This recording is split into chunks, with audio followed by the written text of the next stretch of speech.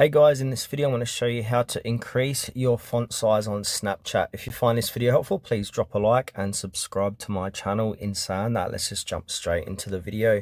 Okay, so if I go ahead and open up my Snapchat, you can see my font or Snapchat font size is set to this. And if I want to make it larger, what I need to do is go back, head on over to my settings app on my device, scroll down, and I need to click into display.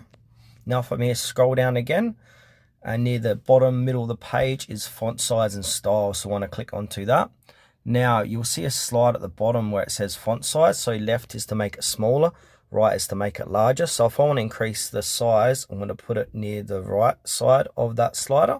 Now if I go back to Snapchat, you can see my font size is quite larger than it was before, so you can have a play around inside your settings, font size and style, and just choose which one or choose which size you want to set your Snapchat size to, font size to.